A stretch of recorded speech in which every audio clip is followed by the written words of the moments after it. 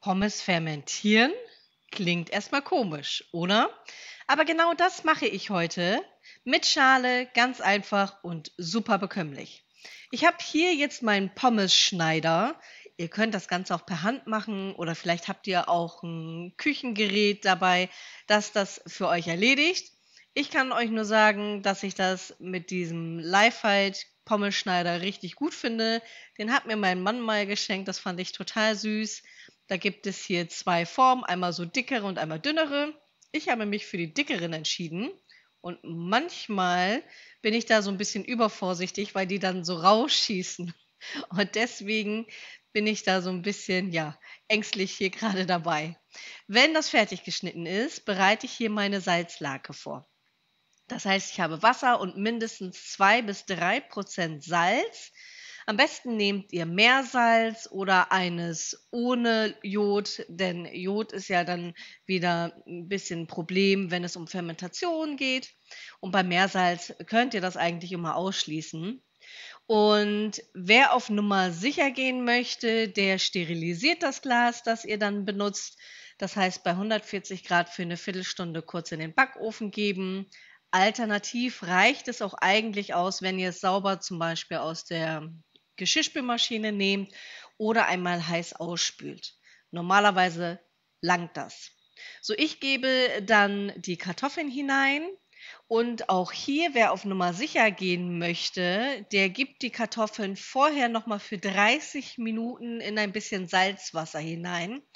Und zwar, ist es dann so, dass die Salzlake überschüssige Stärke einmal abwäscht.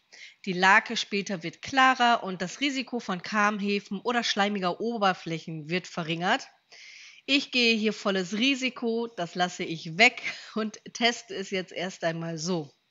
Die Kartoffeln gebe ich in das Glas. Wichtig, wenn ihr es vorher sterilisiert habt, lasst es vorher abkühlen. Und wenn das Glas voll ist, gebt ihr dann die 2 bis 3-prozentige Lake hinein.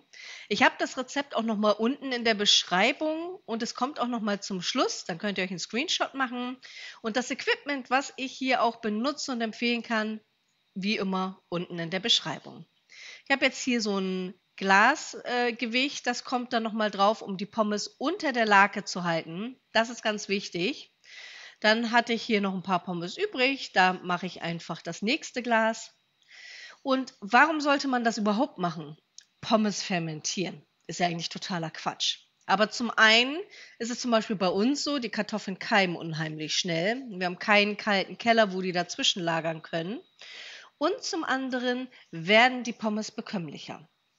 Ich lasse sie jetzt bei Zimmertemperatur 5 bis 7 Tage stehen und ihr könnt sehen, da ist schon ein bisschen Leben drinne.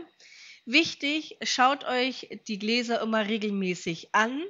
Nicht, dass sich oben irgendein Schimmel oder ähnliches bildet. Rührt es gegebenenfalls nochmal eben hier um.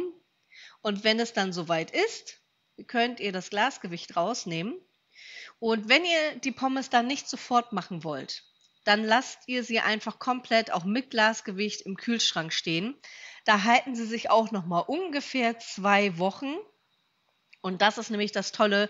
Das heißt, ihr habt frische Kartoffeln schon mal im Haus, ohne dass sie keimen und könnt sie dann direkt benutzen. Ich gieße dann die Salzlake ab und werde die Pommes jetzt ordentlich abtropfen. Das ist ganz wichtig. Und schaut mal hier, da ist wirklich Leben drin. Ach so, da fällt mir gerade ein, die halten nicht nur 2 Wochen im Kühlschrank, sondern bis zu 4 Wochen. Ich habe hier gerade noch mal kurz in meine Notizen gespickt. Also 2 bis 4 Wochen hält sich das Ganze. Die Glasgewichte spüle ich dann später noch mal eben sauber. Die kommen dann in ihre Kiste, so dass ich sie beim nächsten Mal direkt wieder weiterverwenden kann. Und die Pommes sind nach diesen 5 bis 7 Tagen, zeige ich euch gleich mal, das sind festkochende Kartoffeln und die sind dann so ein bisschen weich, als wären sie schon gekocht worden. Also von der Konsistenz her ganz interessant. Und wie gesagt, erstmal ordentlich abtropfen, sobald ihr sie natürlich benutzen wollt. Ansonsten, wie gesagt, kühl lagern bei 4 bis 7 Grad, am besten im Kühlschrank, für 2 bis 4 Wochen.